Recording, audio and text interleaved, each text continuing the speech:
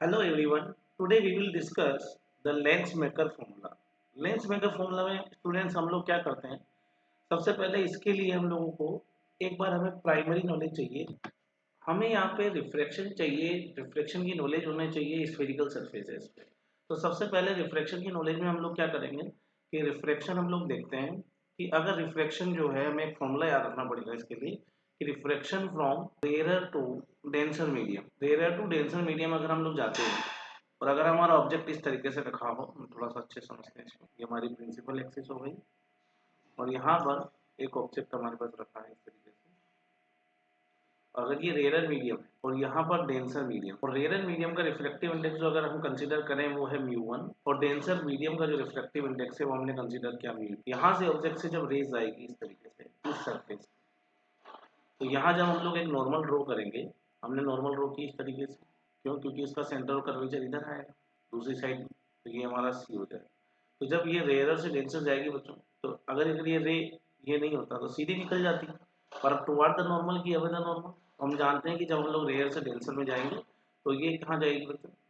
ये जाएगी हमारे पास टुवर्ड द नॉर्मल। अपन इसको थोड़ा सा बढ़ा लेते हैं। और टुवर्ड द नॉर्मल अगर ये रे जाएगी, रिफ्लेक्शन वाली रे जाएगी, तो इसका मतलब ये हुआ कि इस तरीके से इसका जाना, तो यहाँ इसकी इमेज बनी। ठीक।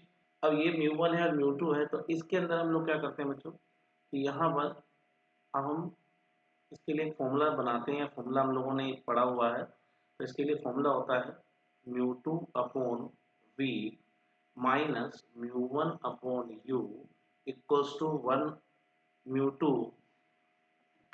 μ2 माइनस μ1 अपॉन r। यहाँ पे क्या क्या पैरामीटर हैं सारे?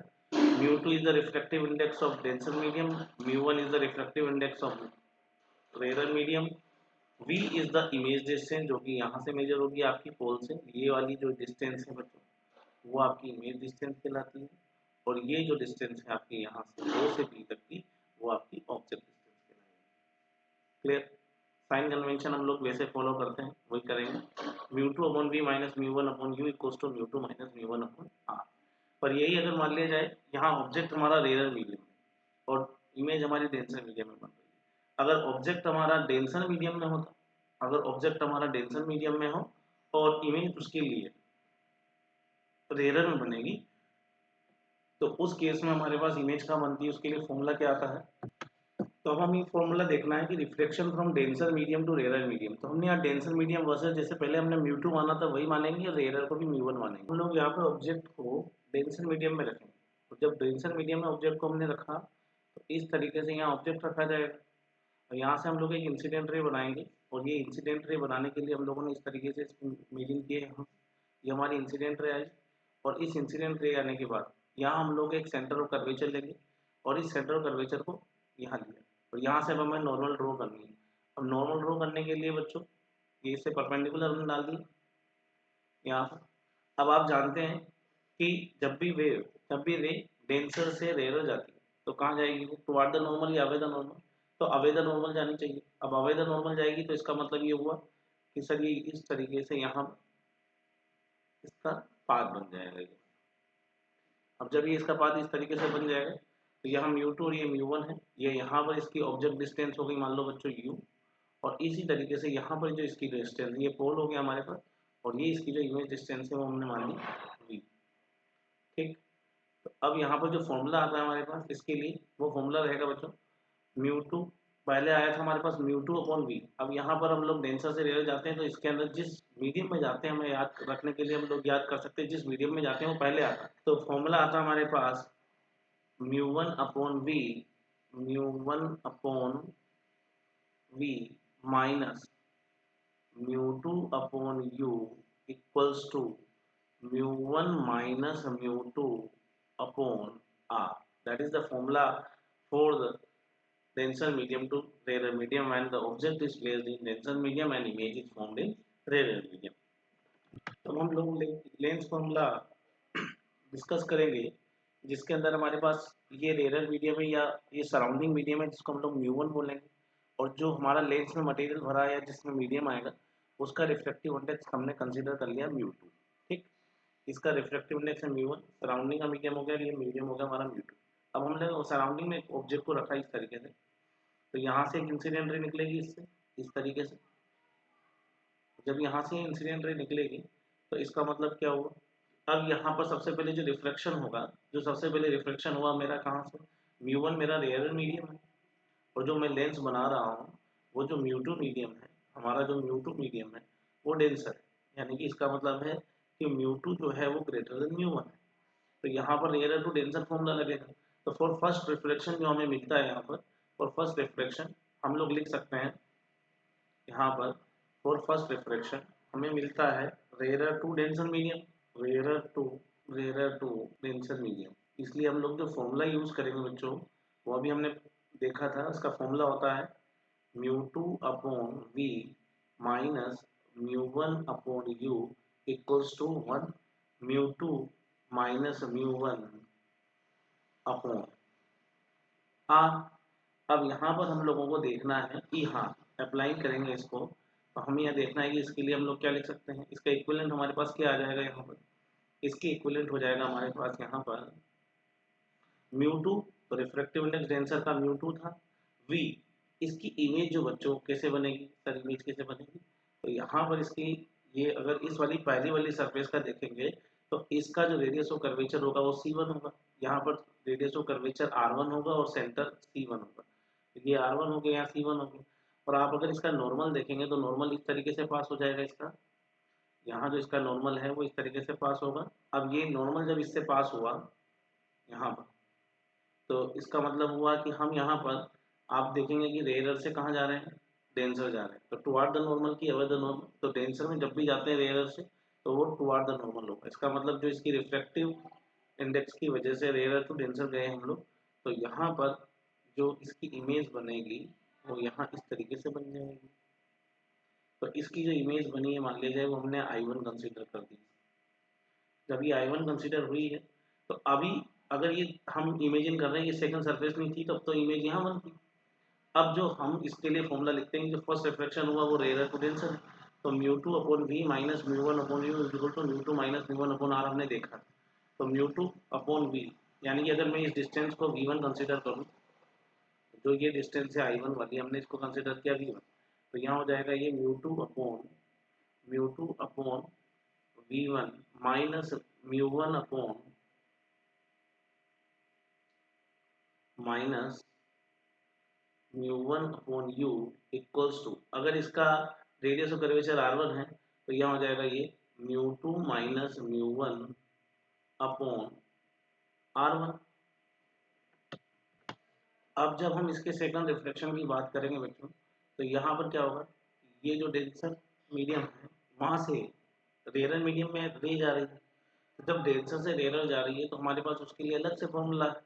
अब जो अलग फॉर्मूला है तो उसके लिए यहाँ ऑब्जेक्ट किसके लिए, यानी ये ऑब्जेक्ट इस सेकंड रिफ्लेक्शन सरफेस के लिए, इस R2 के लिए, जो हमारे पास जिसका सेंटर ऑफ कर्वेचर मैंने मान लो यहाँ C2 माना है और इसका रेडियस ऑफ कर्वेचर मैंने R2 कंसिडर किया है, ये R2, तो जो इसका कंसिडर किया है, तो इस सरफेस के लिए अगर मैं नॉर्मल ड्रॉ करूँ यहाँ पर वापस से, अगर हम लोग इसके लिए नॉर्मल ड्रॉ करें इस सरफेस के लिए, तो आपको पता है कि ये नॉर्मल हो गया और ये रे सीधी है, तो अब ये जब इसके लिए नॉर्मल का काम करेगी, तो यानी कि अब हम जा रहे हैं डेंसर से रेयर मीडियम, यानी कि अवे द नॉर्मल हमें जाना पड़ेगा। तो जो इसकी फाइनल इमेज बनेगी, जो ये फाइनल इसके अंदर आएगा यानी कि रिफ्लेक्ट होगा, तो इसकी जो इमेज बननी है इस तरीके से बन जाएगी, यानी कि ये डेंसर अवे द नॉर्मल चला जाएगा, इसकी जो फाइनल इमेज बनेगी वो यहाँ बनेगी। इसको मैंने आई कंसिडर किया, इसको मैंने आई लिखा, और यहाँ से यहाँ तक जो डिस्टेंस होगी उसको हमने वी नाम दे दिया final image.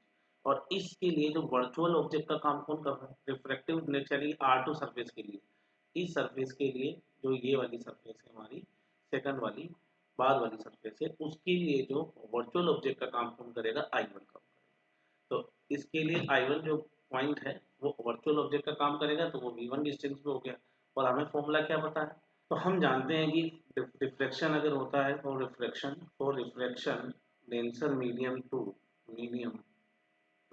Rare medium, then we have got the formula mu one upon v minus mu two upon u equal to μ1 minus μ2 upon R. अगर हम इसी पैरामीटर को यहाँ पे अप्लाई करना चाहें तो हमें क्या मिलेगा बच्चों? हम देखते हैं कि यहाँ पर हमें मिलेगा, यहाँ पर μ1 अपॉन, फाइनल इमेज तो हमारे पास v पे ही बनी है, माइनस μ2 अपॉन u। अब u की जगह हम लिखेंगे, वर्चुअल ऑब्जेक्ट का काम कर रहा था, वर्चुअल ऑब्जेक्ट i1 है तो इसकी डिस्टेंस है v1, तो यहाँ हो जाएगा v1 इक्वल्स टू μ1 माइनस μ2। और ये कौन सी सरफेस की बात हो रही है? सेकंड वाले की, जिसका रेडियस ऑफ कर्वेचर कितना है? r2। तो ये हो गया r2। इसको मैंने इक्वेशन नाम 1 दे दिया, इसको हम लोग 2 दे देंगे।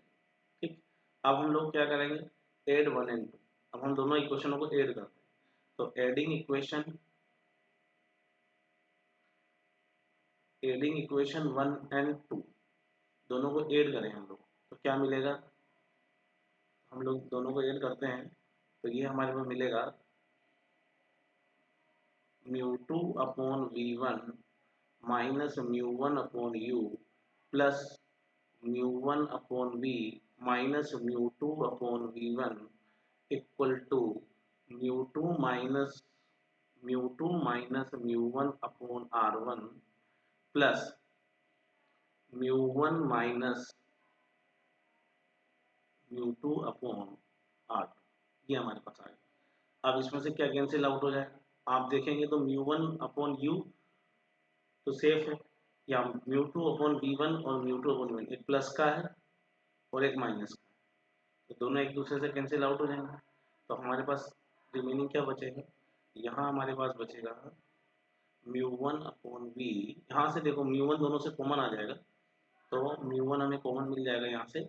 तो μ1 कॉमन लेने के लिए, तो यहाँ से हमें μ1 कॉमन मिल जाएगा, तो μ1 upon v minus μ1 upon u equal to, अगर मैं यहाँ से माइनस कॉमन ले लूँ तो क्या मिलेगा हमें? μ2 माइनस μ1 अपॉन r1, माइनस मैंने कॉमन ले लिया तो ये अंदर बच जाएगा वापस से μ2 माइनस μ1 अपॉन r2। अब मैं कॉमन लेके सोल्व करता हूँ इसको, तो यहाँ से हमने लिया μ1 कॉमन ले लिया, तो बचेगा क्या? 1/v minus 1/u equal to μ2 minus μ1 common ला गया, तो यहाँ बचेगा अंदर में 1 upon r1 minus 1 upon r।